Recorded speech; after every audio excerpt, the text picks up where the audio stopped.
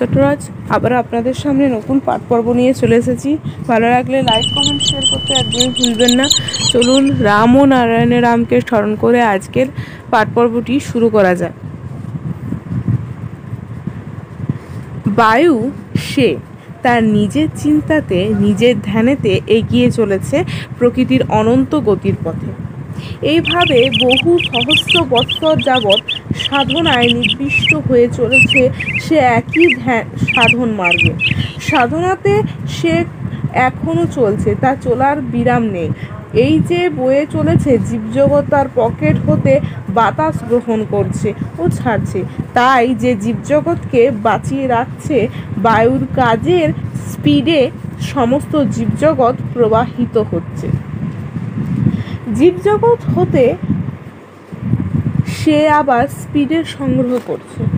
এইভাবে give and take পলিসিতে আদান প্রদানের সংঘর্ষে বিদ্যুতের সৃষ্টি হচ্ছে। বিদ্যুতের ঘর্ষণে স্পর্শনে নানাভাবে ধ্বনির সৃষ্টি হচ্ছে, জপের সঞ্চার হচ্ছে। এই যে পরিদৃশ্যমান জগতে জল স্থলে অন্তরিক্ষে প্রত্যেকে সাহায্য করছে, সবাই কাজ করছে, একে অন্যের সহযোগিতা করছে। বাঘ সেলফ একটা বডি, সহস্র সহস্র সেলস রয়েছে বায়ু যাবৎ হয়ে, তারা প্রত্যেকের আকর্ষণে ধাবিত হচ্ছে, বয়ে যাচ্ছে। মন যেমন হু হু করে চলছে, ঠিক তেমনি বায়ুর নিজস্ব ইন্ডিভিজুয়াল মাইন্ড আছে। বায়ুর ও জীবের মাইন্ডের জায়গা গিয়ে মেলেছে। সৌরজগতের সব বায়ু সবই একই মাত্রায়, একই টেম্পোতে আমাদের রয়েছে। আজ অজস্র বায়ু এভরি সেলে সজাগ। বায়ু নিঃশ্বাস প্রশ্বাস ছাড়তে ও নিচ্ছে দেহের অনুর সাথে সাথে। ইহা বুঝে নিলে বায়ু মনে প্রতিষ্ঠিত হয়, বোঝা যায়। আবার ভিতরের সব বায়ু রয়েছে একই মাত্রায়, তার উপলব্ধি সাংঘাতিক। আমাদের দেহ যন্ত্রের সবই রিসিভার, সমস্ত শরীরেই রিসিভার। চোখ নাক কান সবই আমাদের রিসিভার, শুধু গন্ধ নেওয়ার জন্য নাসিকা নয়। সকল ইন্দ্রিয়ের কাজ নির্ভর করছে গন্ধ নেওয়ার জন্য, কাজ করার জন্য। শ্বাস প্রশ্বাস চলছে বলেই সবাই বেঁচে আছে। দম বন্ধ হলেই সব বন্ধ হয়ে যাবে। শ্বাসের সাথে সাথে মনের ও দেহের সাথে যোগাযোগ আছে। সমস্ত জগৎ ব্যাপিয়া সব সময় যে ধ্বনি বয়ে চলেছে, এই ধ্বনি শ্বাসেই একমাত্র খোরাক। এই যে আমরা অহর্নিশ শ্বাস টানছি ও ছাড়ছি, এটা চায় অনন্ত বিশ্বের সুর যা রয়েছে জপের ধ্বনিতে। তাই শ্বাস প্রশ্বাসের সাথে সাথে দিনরাত জপের খোরাক দিতে হবে। সহস্র অণু সম্মিলনে যে শ্বাস প্রশ্বাস কার্য চলছে সৌরজগতের বায়ুর সহিত, তাহা এক টেম্পোতে রয়েছে। এই অণুগুলির স্পিড সাংঘাতিক। শ্বাস প্রশ্বাসের সাথে সাথে সেকেন্ডে 20,000 মাইল যায় ছোট একটা অণু। হ্যাঁ, অনন্ত মহাশূন্যে যে নাদধ্বনি বয়ে চলেছে শ্বাস প্রশ্বাসের মাঝে, সেই প্রণবের ধ্বনি শোনা যায়।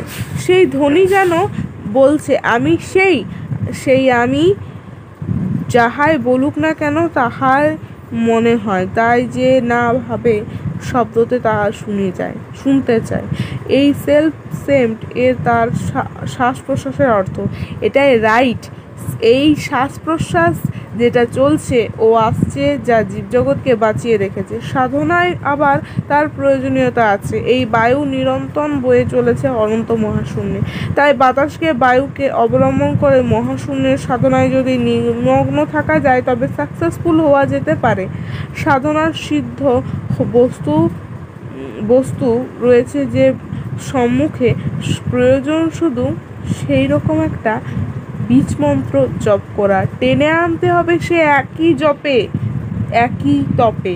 এই পরিদৃশ্যমান জগতে মাটি জল আলো বাতাস সব কিছুরই উদ্ভব মহাশূন্যের অনন্ত কোটি অণুপরমাণু সমন্বয়ে। তাই জীবের শিরায় শিরায় যে রক্তের ধারা, তা আকাশ থেকে কোনো অদৃশ্য পথে প্রবাহিত হয়ে আসছে। আমার শরীরের সমস্ত অণুপরমাণুর ভিতরে বায়বীয় ব্লাড বয়ে যাচ্ছে। অশান্তি, ঝামেলা, ঝড়, বাষ্প সব কিছু বয়ে যাচ্ছে ঢেউয়ের ভিতরে। যেমনি করে বায়ু বয়ে যায় ঠিক তেমনি করে দেহের মাঝে ঢেউয়ের ভিতরে যেন বয়ে যাচ্ছে সব কিছু। সাধনায় গভীরভাবে তন্ময় হয়ে থাকতে হবে। হোপলেসনেস, ডিপ্রেশন, আনসাকসেসফুল ধ্বনিগুলি আবার বাতাসের কার্য, জলে তাপ দিতে দিতে জল বাতাসের সাহায্যে বাষ্পাকারে চারিদিকে ছড়িয়ে পড়ে। সেই বাষ্পের দ্বারা যত কাজ করা যায় তেমনি মহাকাশের মন নিবিষ্ট রেখে অহর্নিশ জপ চালিয়ে গেলে তার যার যার ভিতরকার উত্তাপের মূলধার, অধিষ্ঠান, মণিপুর ইত্যাদি চক্রের শক্তির আপন স্ফুরণ হবে, সীমাবদ্ধ হবে যা রয়েছে উত্তাপে বাতাসের সাথে সাথে সেটাই ব্যাপকভাবে ছড়িয়ে যাবে। এটাই জপের কার্য। বায়ু প্রবাহমান হয়ে সমস্ত জগৎকে চালিত করেছে, শ্বাস প্রশ্বাস ফেল করেছে, উত্তাপের দিকে না টিকিয়ে চলল বারিপথের দিকে, কমে যাচ্ছে এর সব কিছুই। চোখের জলের সমন্বয়ে সব কাজ চলছে। তুমি দাস হয়ে গেলে তা চলবে না। তুমি কেন কাঁদবে না বা হাসবে না? অবস্থার চাপে ইন্দ্রিয়ের দাস হবে হোপলেস। সব কিছু তোমাকে ব্যান্ড করে দেবে like government, but you are not obedient. তুমি অবিডিয়েন্ট তোমার নিকট, তোমার ইন্দ্রিয়র নিকট। জব করতে করতে এত স্পিড জাগবে যে বাতাস, আলো, জল, বায়ু, তাপ, বাড়ি ইত্যাদি সব কিছু সিস্টেমে চলে আসবে, তোমার বশীকরণে চলে আসবে। হ্যাঁ, এটা তোমারই বশীকরণে আসবে। শুধু স্টাডি হিম, জন্মসিদ্ধ মহানকে একমাত্র নির্ভরশীল হয়ে থেকো না। একমাত্র উত্তাপে, একমাত্র বায়ুর, একমাত্র বাড়ির কর্মের ব্যাপকতা নিরীক্ষণ করো। শুধু মন প্রাণ দেহ দিয়ে অবস্থান ক্ষেত্রে জপের মাধ্যমে নিজেকে বিলিয়ে দেওয়া, তার পরম জ্ঞানের নিকট, চরম জ্ঞানের নিকট সব কিছু তোমার হতে চালিত হোক, এটাই আমি চাই। কথা অনেক উচ্চ স্বরে বললাম, সহজ সাধ্য করে দিচ্ছি বলেই সবার জন্য প্রযোজ্য হবে বলে মনে হয়, আবার প্রযোজ্য হওয়ার জন্য যে সঠিক হয়েছে সেটাও মনে হয়। তাই শাস্ত্রকারেরা নিজেরা গুলিয়ে গিয়ে তোমাতে আমাতে সব কিছু গুলিয়ে ফেলেছে। 16 মাত্রা জ্ঞানের গানের সবাই মিলাতে পারে না। যাদের জ্ঞান আছে তারাই ঠিক মতোভাবে পৌঁছাতে পারে সেই জায়গায়। প্রকৃতির অনন্ত গতির পথে গতি মিলিয়ে সন্তানদের বা শিষ্যদের চিরন্তন এই সত্যকে বোঝা দরকার। চিরন্তন যুগের পথে নিয়ে গিয়ে তাদের যাওয়ার জন্য তিনি হাসি মুখে সব সহ্য করেন, প্রকৃতির নীরব কর্মী হয়ে। মনে রেখো, আজ এই থাক। রাম ও নারায়ণ রাম, রাম ও নারায়ণ রাম, রাম ও নারায়ণ রাম।